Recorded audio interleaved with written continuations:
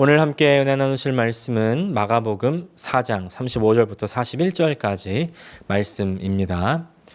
그날 저물 때에 제자들에게 이르시되 우리가 저편으로 건너가자 하시니 저희가 무리를 떠나 예수를 배에 계신 그대로 모시고 가매 다른 배들도 함께 하더니 큰 광풍이 일어나며 물결이 부딪혀 배에 들어와 배에 가득하게 되었더라.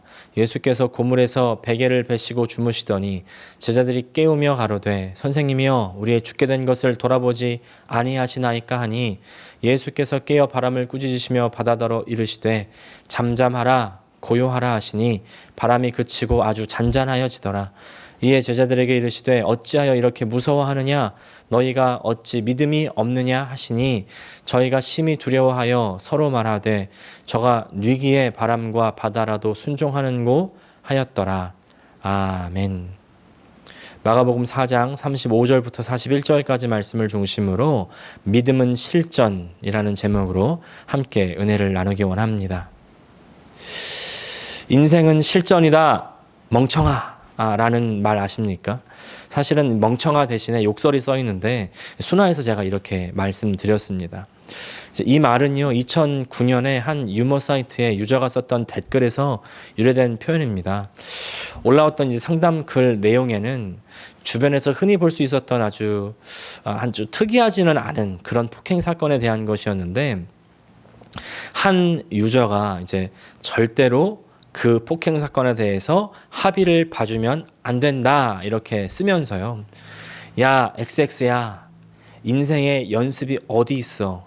인생이란 건 실전이야 XX야 라고 그 가해자 귓가에다가 속삭이라고 그렇게 조언을 했는데 그게 이제 인터넷상에서 완전 빵 터진 것이죠.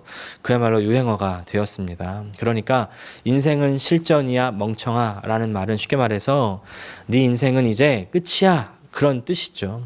이제 가해자가 자기가 사고를 쳐놓고 주제를 모르고 설치다가 법적 대응을 당한 뒤에 자신이 형사처벌까지 받을 정도의 죄를 지었음을 깨닫고 나서 합의 상황에서 뒤늦게 선처를 호소할 때 그때 이제 통쾌한 말투로 쓰는 그런 말이라는 겁니다. 인생은 실전이야. 인생에는 연습이 없어. 이제 내가 당해봐. 직접 당해봐야 내 처지가 어떤지 내가 지금 어떤 상태에 있는지를 정확하게 알게 된다는 것이죠. 오늘 설교의 제목은요. 그런 의미에서 믿음은 실전이다 이렇게 붙여보았습니다. 우리는 우리의 믿음의 수준을 내가 듣는 설교 혹은 내가 다니는 교회 그리고 그 목사의 수준이라고 생각하곤 합니다. 완전한 착각이죠. 하지만 그 착각은 내 삶의 현실을 만나게 될 때에 산산이 부서지고 맙니다. 그리고 내 믿음의 실체를 발견하게 됩니다. 사실 내 믿음의 실체를 발견하게 되는 일은 참 괴롭습니다. 일단 내 삶의 현실 자체가 참 괴롭죠. 우리는 종종 나보다 잘 사는 사람은 더 행복할 거라고 여기지만 그러나 잘 살든 못 살든 모든 이의 삶은 다 힘들고 어렵습니다. 괴로운 일이 많습니다. 그리고 또한 그 안에서 내가 참 아무것도 아닌 사람이었구나. 내가 참 작구나 라고 깨닫게 됩니다. 사실 그 일 자체가 굉장히 힘든 일입니다. 그런데 그런 사건이 우리 신앙에 도움이 됩니다. 내가 작다는 것을 깨닫는 그때에 하나님의 크심, 하나님의 위대하심을 동시에 만나게 되기 때문입니다. 그래서 믿음의 한계를 만나게 되면요. 그 다음 믿음으로 올라설 수가 있습니다. 여러분, 그래서 나의 한계를 만나게 된 그때에 두려워하지 마시기 바랍니다. 그때가 사실은요. 하나님께서 우리의 믿음의 단계를 한 단계 업그레이드 시키시는 그때이기 때문입니다. 오늘 본문의 사건이 바로 그런 사건입니다. 예수님께서 4장 전체를 통해서 하나님의 말씀을 가르치십니다. 특별히 이 하나님의 나라에 대한 비유를 말씀하셨습니다. 하나님 나라가 뭐냐면 예수님께서 전하신 복음의 가장 중심이 바로 하나님 나라인데 하나님 나라가 가까이 왔으니까 회개하고 복음을 믿어라. 예수님께서 가장 처음에 그렇게 복음을 선포하시면서 그 사역을 시작하시죠. 이제 그것이 바로 예수님께서 전하신 복음이었습니다. 자, 그렇다면 하나님 나라는 무엇입니까? 예수님이 전하는 그 하나님 나라라는 것이 도대체 무엇인지 감이 오지 않는 이 사람들에게 예수님께서는요, 예를 들어서 비유로 말씀하십니다. 씨 뿌리는 자의 비유, 그리고 스스로 자라나는 씨앗의 비유, 그리고 겨자씨의 비유를 통해서 하나님 나라는 하나님 말씀이 자라서 그 말씀의 능력으로 살아가는 나라고, 그리고 그 말씀의 다스림 가운데서 살아가는 나라고, 그리고 그 나라는 모든 사람들을 다 포용하는 나라라는 것을 가르쳐 주시는 겁니다. 그 말을 들은 제자들은 너무 마음이 기쁘고 좋았던 것 같습니다. 자기들이 아주 특별하게 생각되었던 모양이에요. 오죽하면 예수님께서 제자들에게 이렇게 신신당부까지 하셨을까요? 지난주에 본 말씀처럼 듣는 것으로 만족하지 말고 하나님의 말씀을 실천해야 된다. 그렇게 당부하시죠. 그 모든 하나님의 나라의 비유를 가르쳐 주시고 나서 그리고 그 저녁에 바로 다른 곳으로 출발하십니다. 기억나십니까? 워낙 많은 무리가 바닷가에 몰려들어서 이미 예수님께서는 배에 타 계셨죠. 예, 그리고 배에 타신 그 채로 전혀 쉬지 않으시고 바로 출발하십니다. 36절 말씀입니다. 저희가 무리를 떠나 예수를 배에 계신 그대로 모시고 가매 다른 배들도 함께 하더니, 아마 예수님을 따르던 제자들이 아이고 우리 선생님 정말 열정이 대단하시네, 조금 쉬실 법도 한데 바로 출발하시네, 이런 생각 안 했을까 모르겠습니다. 근데 이때 우리가 좀 생각해 봐야 될 그런 배경이 있습니다. 그것은 바로 이 갈릴리 바다라고도 하는 갈릴리 호수입니다. 사실 갈릴리는 호수입니다. 바다가 아니에요. 그런데 조금 규모가 큰 호수입니다. 그래서 바다라고도 부를 만한 그런 호수가 된 것이죠. 너비가 약 이제 8마일 정도 되고 길이는 13마일 정도 되는, 그래서 면적이 약 64제곱마일 정도 되는 크기의 호수입니다. 이렇게 말씀드리면 아마 감이 잘 안 오시죠. 그래서 제가 참 찾아봤더니 우리 오아후 섬이 약 600 스퀘어 마일 정도 되더라고요. 그러니까 대략 한 9분의 1에서 10분의 1 정도 되는 크기의 호수입니다. 그렇게 생각하시니까 어떻습니까? 우리 섬의 9분의 1, 10분의 1 굉장히 크죠. 원래 호수나 연못에는 파도나 풍랑이 없습니다. 그런데 이렇게 호수가 크니까 오죽 컸으면 당시 사람들이 갈릴리 바다라고 할 정도로 그렇게 커놓으니까 거기에 파도도 있고 풍랑도 있는 겁니다. 또 갈릴리 호수는 좀 특이한 지형적인 특징이 있는데, 이제 그 갈릴리 호수의 북쪽으로는 3,000m 이상 높이 되는 헐몬산이 있고요. 또 그 갈릴리 호수 자체는요, 해수면보다 200m나 낮은 그곳에 위치하고 있답니다. 이야기는 뭐냐면 이제 그 산 위에서 내려오는 차가운 공기, 그리고 바다의 따뜻한 공기, 이 공기가 서로 충돌하면 어떻게 될까요? 이때 폭풍우와 돌풍이 생기게 된다는 것이죠. 그런 곳에서 고기를 잡으면서 생업을 이어가고 있던 이 갈릴리 어부들, 그야말로 어지간한 풍랑은 익숙하게 대처할 수 있는 그런 수준의 뱃사공들이라는 얘기입니다. 그런데 이 예수님의 제자들 중에 거의 절반이 넘는 숫자가 바로 어부 출신이죠. 어부 출신. 이제 그 어부 출신이 배를 타고 그 갈릴리 가버나움에서 이제 그 오른쪽 대각성 방향의 거라사 지방으로 건너가시는 겁니다. 아마 이제 제도상으로 보니까 약 2, 3마일 정도 되는 그 거리가 아니었을까 하는데요. 바람과 그리고 노의 힘으로 2-3시간 정도 가는 그런 거리라고 합니다. 그런데 그런 거리를 바로 이런 배를 타고 가시는 거예요. 갈릴리에 가면 이제 Man in the Galilee라고 하는 뮤지엄이 있습니다.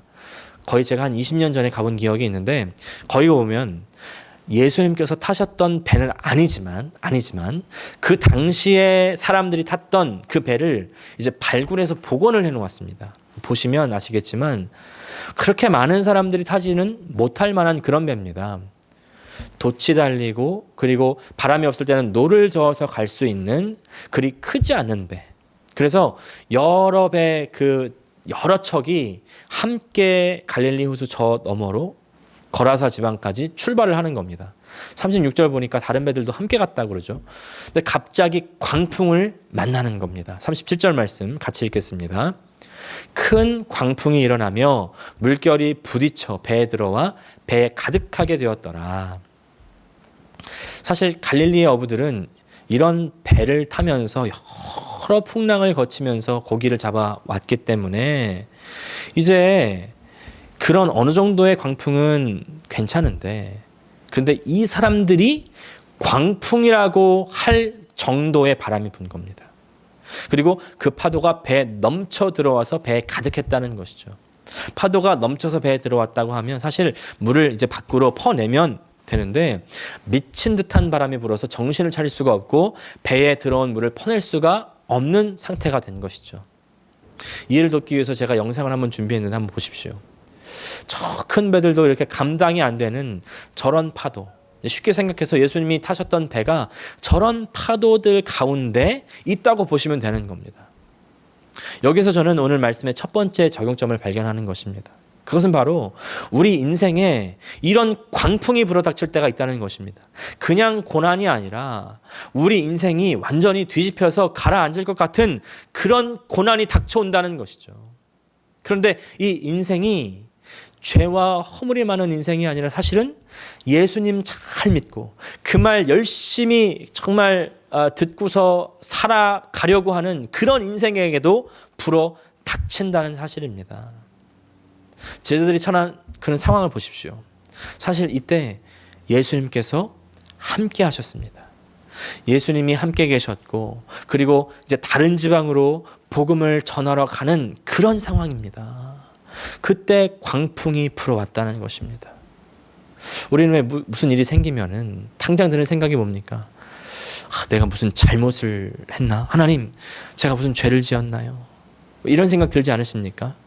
당연한 생각이고요. 꼭 해야만 되는 생각이기도 하지만, 광풍이 분다고 해서 꼭 죄 때문에 불어닥치는 것은 아니라는 사실입니다.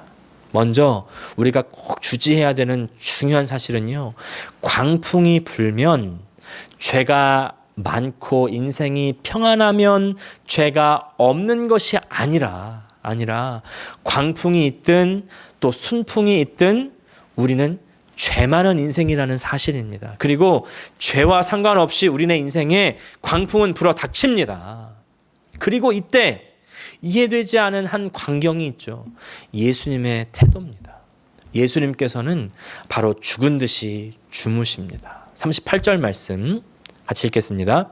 예수께서는 고물에서 베개를 베시고 주무시더니, 저는 이 광경을 상상할 때마다 이제 기적 중의 기적은 이 기적이다, 이런 생각이 듭니다. 아까 봤던 그런 광풍과 풍랑 속에서 잠을 잘 수 있다. 지금 이 예수님께서 잠이 드셨다는 표현으로 카티우도라는 그런 말을 썼는데, 이 카티우도라는 말에 잠잔다는 뜻은요, 그냥 자는 것이 아니라 죽은 것 같이 자는 그것을 표현하는 단어입니다. 실제로 이 똑같은 단어로 죽은 것을 표현하는 장면을 볼 수가 있는데요. 마태복음 9장 18절 보니까 한 관리가 자기 딸이 이제 방금 죽었는데 이제 예수님께서 와서 제발 우리 딸 좀 살려달라고 애원을 하는 장면이 나옵니다. 그리고 이제 예수님께서 집에 들어가십니다. 딸아이가 죽어서 온 집이 난리벅성이 납니다. 예수님께서 그러시죠. 이 소녀가 자고 있다. 9장 24절 말씀. 이르시되 물러가라. 이 소녀가 죽은 것이 아니라 잔다 하시니 그들이 비웃더라. 사실 사람의 눈으로는 죽은 것이지만 하나님 눈으로는 자고 있는 것을 표현하는 단어 아니겠습니까? 자는 듯 죽어 있고 죽은 듯 자고 있다. 그런데 지금 이 광풍이 몰아닥친 때도 마찬가지입니다. 예수님께서 뱃고물, 그러니까 배 뒤편에서 잠이 드셨다. 그냥 상황이 아니라 막 지금 파도가 너무 커가지고 배가 뒤집어질 것 같고 배로 물이 들어와서 배가 이제 곧바로 가라앉을 것만 같은 그때 잠이 드셨다. 죽지 않고서야 어떻게 이때 잠이 들어서 아무 반응도 없이 가만히 있을 수 있겠습니까? 예수님이 죽은 것 같이 자는 이 상황, 여러분 이 상황 혹시 낯이 익지 않으십니까? 왜 낯이 익으시죠? 왜냐하면 내가 고통 중에 있을 때 하나님께서는 잠잠하시기 때문입니다. 아까 그 소녀가 죽은 때와 똑같습니다. 그 소녀가 죽은 것 같아요. 하나님이 죽은 것 같아요. 안 계신 것 같아요. 그래서 우리는 이렇게 부르짖잖아요. 하나님 어디 계세요? 계시면 말씀 좀 해주세요. 대답 좀 해주세요. 사인을 좀 해주세요. 하나님 살아는 계십니까? 계시긴 하신 겁니까? 아무리 부르짖어도 잠잠하세요. 침묵하십니다. 죽은 것 같이. 그런데 이 침묵은요, 사실은 하나님의 가장 강력한 의사소통 방식이라는 것 아십니까? 어떤 부인이 정신과 의사를 찾아갔습니다. 선생님, 더는 남편하고 못 살겠어요. 그 사람 너무 신경질적이고 잔소리가 너무 심해요. 의사가 한참 고민하다가 특별한 처방을 내렸습니다. 우리 병원 옆에 신비한 샘이 있습니다. 샘물을 한 통 길어서 집으로 가져가세요. 남편이 귀가하면 샘물을 한 모금 머금으세요. 그런데 머금기만 해야지 절대로 삼키면 안 됩니다. 처방대로 하시면 금방 효과가 있을 겁니다. 부인은 처방대로 이제 샘물을 길어 돌아갔습니다. 이제 그날도 밤늦게 귀가한 남편이 아주 평소처럼 짜증과 잔소리를 막 아내에게 퍼붓기 시작했다는 거예요. 예전 같으면 부인이 맞받아쳐서 막 싸움이 일어났을 텐데 그날은 처방대로 그 신비한 물을 입에 머금었습니다. 물이 새어나가지 않도록 콱 다물었습니다. 얼마 시간이 지나지 않아서 남편이 잠잠해졌다는 거예요. 그날 그렇게 하루가 무사히 지나갔습니다. 그날부터 남편의 잔소리를 시작하면 부인은 어김없이 그 신비의 샘물을 입에 머금고 또 얼마가 지나면 또 남편이 잠잠해지고 그렇게 어느 세월 정도 지났더니 남편의 행동이 변하기 시작했다는 겁니다. 먼저 신경질 내는 것이 줄었고요. 아내를 함부로 대하던 행동도 몰라보게 변했다는 겁니다. 그 신비한 효과에 너무 놀라가지고 다시 의사를 찾아가서 감사 인사를 하면서 선생님 너무 감사합니다. 신비한 샘물이 너무 좋군요. 우리 남편이 완전히 달라졌어요. 그러자 의사가 방긋이 웃으면서 이렇게 말했다죠. 남편분이 변한 것은 그 물이 아니라 당신의 침묵 때문입니다. 신비한 샘물은 사실 신비한 능력이 없습니다. 그냥 물이었습니다. 물을 입에 머금고 있으니까 말을 할 수도 없고 침묵을 지킬 수밖에 없게 된 겁니다. 남편이 신경질을 내고 화를 낼 때 침묵을 지키고 있는 것이 아무것도 안 하고 있는 것 같지만 그것이 남편을 서서히 변화시켰다는 것이죠. 침묵의 세계라는 책에서 저자는 이렇게 얘기합니다. 침묵이란 단순히 말의 포기 그 이상의 것이다. 침묵이란 결코 수동적인 표현이 아니라요. 어쩌면 가장 능동적이고 아주 적극적인 표현의 방식일 수 있습니다. 말하지 않음으로써 오히려 아주 강력하게 말할 수 있다는 겁니다. 저도요, 제 아내가 아무 말을 하지 않을 때가 제일 무섭습니다. 원래도 뭐 소리를 내지 않는 사람이지만 큰 소리를 내는 것보다 더 큰 메시지가 들려오는 겁니다. 아내 되시는 여러분, 여러분의 침묵이 가장 큰 메시지입니다. 같은 맥락에서요, 하나님의 침묵은 아주 강력한 메시지입니다.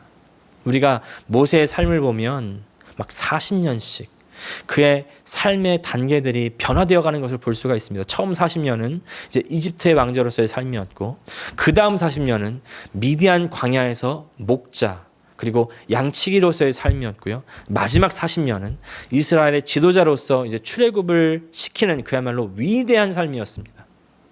이스라엘을 노예로부터 탈출시킨 전무후무한 업적을 남긴 사람, 구약을 대표하고 모세 오경을 기록한 아주 대단한 하나님의 사람 모세인데, 이 사람의 일생을 보면요, 이 사람이 80세가 되기 전까지는 하나님께서 이 사람에게 말씀하셨다는 이야기가 없습니다. 40세까지 이집트의 왕자로서의 삶에서야 뭐 그럭저럭 이해가 가죠. 그러나 그 다음 40년간의 광야 생활에서까지 하나님께서 아무 말씀도 없으셨다.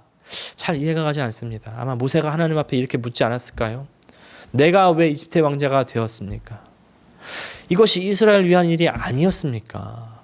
그렇다면 지금 나는 왜 이 광야에서 아무것도 아닌 이런 일을 하고 있습니까? 아마 수없이 묻고 또 물었을 겁니다. 근데 그에 관해서 하나님께서는 아무런 응답이 없으세요. 그리고 자기는 아무것도 아니라는 것을 모세는 이제 그냥 깨닫는 수준이 아니라 완전히 받아들여서요, 정말 힘이 없는 노인이 됩니다.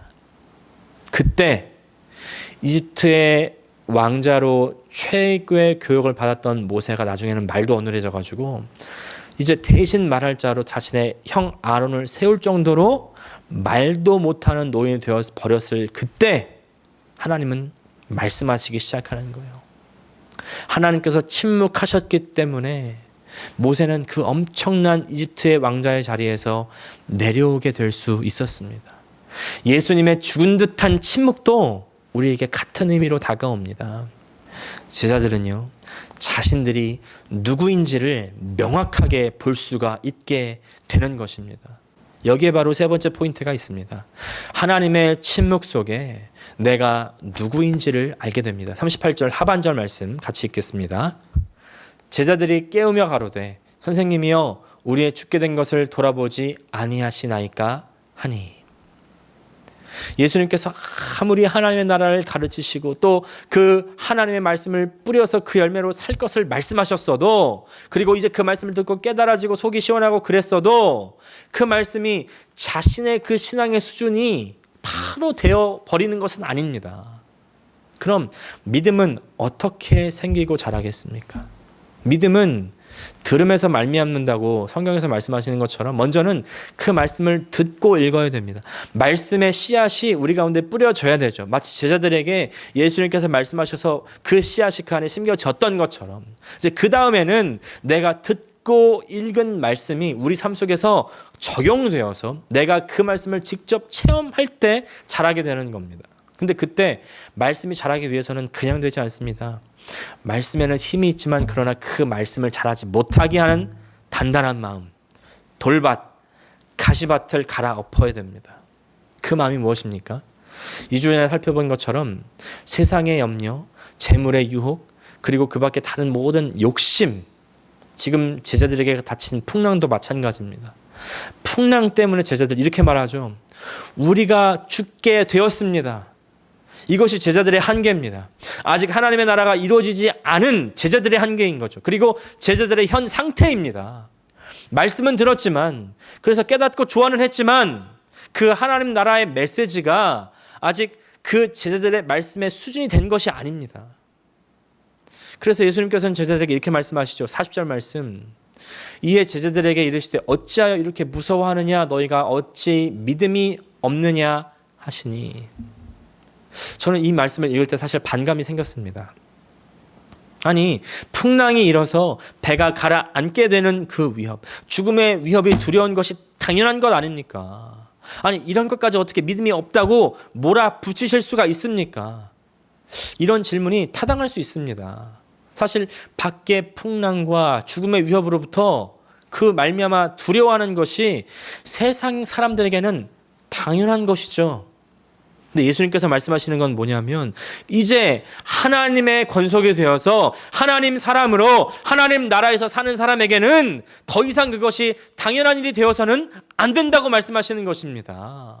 하나님의 사람, 하나님의 가족, 하나님의 아들과 딸은 그 세상 어떤 것도 흔들지 못하는 사람들이 되어야 된다는 것입니다. 왜냐하면 하나님께서 책임져 주시기 때문에, 그 사실이 확실하게 믿어진다면, 하나님의 나라가 있다는 사실이 확실하게 믿어진다면 이제 세상 것이 나를 흔들 수가 없게 되어야 된다는 것이죠. 그런데 문제는 뭐예요? 지금 당장 그런 믿음이 없습니다. 그것을 현재 우리의 삶의 현실, 그리고 고난과 고통을 통해서 발견하게 되죠. 그때 하나님께 부르짖지만 뭔가 특별한 답이 없습니다. 근데 그때 우리가 아무것도 아니라는 것을 발견하는 겁니다. 근데 아이러니컬하게도 그때 하나님께서 나타나시는 겁니다. 오늘 제자들 보시면 이 사람들이 갈릴리 호수에서 잔뼈가 굵은 사람들입니다. 이런저런 일을 많이 겪어봤을 것입니다. 그런데 그런 사람들에게도 대응하지 못할 그런 일이 생기고 그제서야 자신이 아무것도 할 수 없음을 깨닫습니다. 그리고 예수님을 바라봅니다. 직업적으로 보면 말도 안 되는 웃기는 일이죠. 풍랑을 만났는데 어부가 목수를 바라보면서 나를 살려내라는 그 호소가 지나가는 개도 웃을 일이죠. 하지만 그런 삶이 무너지는 경험 속에서 하나님을 의지하는 그 믿음만큼은 진짜 아니겠습니까? 그 믿음이야말로 사실은 나를 살려달라고 부르짖는 그 부르짖음의 믿음이야말로 사실은 겨자씨 믿음입니다. 아주 작은 믿음인 것 같지만 지금은 정말 나를 살려주시는 분은 하나님밖에 없다는 것, 그것밖에는 고백할 것이 없는 그런 작은 믿음이지만 그 믿음은 하나님의 역사를 불러내는 것입니다. 내가 아무도 아님을 깨닫고 하나님의 필요함을 깨닫고 하나님 살려달라고 부르짖는 그 간절함, 이것이 사실은 작은 믿음이죠. 그러나 우리에게 가장 필요한 믿음입니다. 그리고 이때 예수님이 진정 누구신지, 하나님이 누구신지를 알게 되는 것입니다. 가장 중요한 마지막 포인트입니다. 우리는 예수님이 누구신지를 정확하게 알게 됩니다. 바로 예수님을 경외의 대상으로 알게 되는 것입니다. 41절 말씀입니다. 저희가 심히 두려워하여 서로 말하되 저가 뉘기에 바람과 바다라도 순종하는고 하였더라. 이 일이 일어나기 전에는 이제 제자들이 예수님을 부르는 호칭은요, 선생님입니다. 선생님, 우리가 죽게 된 것을 돌아보지 않으십니까? 선생님, 살려주세요. 제자들에게 예수님은 아직 선생님에 불과했습니다. 그런데 죽을 경험을 통해서 예수님을 경험하고 통과하고 나니까 예수님이 진정 누구신지를 깨닫게 되면서 두려워하기 시작합니다. 두려움의 대상이 바뀌었습니다. 그전에는 자연을 두려워했고요. 자기가 어떻게 할 수 없는 그 상황이 두려웠고요. 자신의 목숨이 위협당하는 그것이 두려웠는데 이제는 그보다 더 크신 예수님이 두려워지기 시작하는 것입니다. 여러분, 이것이 정말 가장 중요한 포인트입니다. 그리고 이제 예수님을 두려워하기 시작했다는 것은 이제 믿음이 성장했다는 것입니다. 진정한 믿음의 길로 들어섰다는 것입니다. 아이가 어릴 때에는 아버지한테 모든 어리광을 다 부려도 용납이 되죠. 그때는 아버지가 아이를 다 받아줍니다. 아이에게 아버지는 풍성한 사랑이죠. 하지만 아이가 어느 정도 크면 다 받아주지 않습니다. 그때부터는 체벌도 하고요. 가르쳐 나갑니다. 디서플린이 있습니다. 아이는 아버지가 무섭다는 것을 배워가기 시작하죠. 아이가 잘한다는 증거입니다. 우리의 믿음의 여정도 마찬가지입니다. 처음에 예수님 믿을 때는 마냥 좋습니다. 기도응답 잘 됩니다. 어리광 다 받아주십니다. 그런데 시간이 지나고 우리의 믿음이 자라면서 징계도 옵니다. 하나님께서 침묵하시는 때도 생깁니다. 그 기간이 길어지기도 합니다. 그때 우리는 하나님께서 우리의 밭을 갈고 계시다는 것을 아셔야 됩니다. 그 밭을 갈고 갈아서 내가 좋은 밭이 되었을 때, 좋은 밭은 뭐예요? 내가 아무것도 아님을 깨닫는 그때가 바로 좋은 밭이죠. 그리고 그때 하나님께서는 역사를 시작할 수 있으십니다. 그리고 내 안에 작은 믿음의 씨앗은 하나님을 발견하게 합니다. 엄청나게 큰 역사를 이루기 시작하시는 겁니다. 그 역사를 통해 우리가 깨닫는 것이, 내가 엄청난 믿음의 사람이다는 게 아니라 하나님이 크시구나. 하나님이 두렵고 무서운 분이시구나. 바로 그것이어야 됩니다. 그렇게 깨닫고 나서 제자들은 예수님과 함께 거라사 지방으로 이방인을 전도하러 가는 것입니다. 이방인들을 품는 큰 나뭇가지가 되는 것이죠. 우리의 믿음은 실전입니다. 이 실전의 아픔과 고난의 경험을 통해서 나의 실체를 확인하게 되고, 그리고 거기서부터 성장과 열매의 역사가 시작되는 것입니다. 하나님 나라는 그렇게 이 머릿속에서나 또 우리의 감정을 통해서가 아니라 실전을 통해서 삶의 고난을 통과하면서 우리에게 이루어지는 것입니다. 오늘 말씀을 유명한 오즈월드 챔버스의 주님은 나의 최고봉이라는 책의 한 구절로 마무리하겠습니다. The remarkable thing about fearing God is that when you fear God, you fear nothing else. Whereas if you do not fear God, you fear everything else. 하나님을 경외하는 것에 대한 놀라운 사실은 하나님을 경외하면 다른 것을 두려워하지 않게 되고, 하나님을 경외하지 않으면 다른 모든 것들을 두려워하게 된다는 점이다. 기도하겠습니다. 하나님 우리 아버지, 우리의 삶의 모든 것들을 통하여 우리의 믿음을 자라게 하시고 특별히 그 하나님 나라를 소유할 수 있게 해주심을 감사합니다. 우리의 삶의 여정 가운데 비록 광풍과 같은 일들이 벌어지고 또 그 안에 하나님의 침묵도 경험하게 되지만, 그러나 그때 우리가 작은 믿음을 사용하여 하나님만 더욱 붙들므로 말미암아 하나님께서 역사하시고 이루어 가시는 그 하나님의 나라를 내가 소유할 수 있도록 도와 주시옵소서. 예수님의 이름으로 기도합니다. 아멘.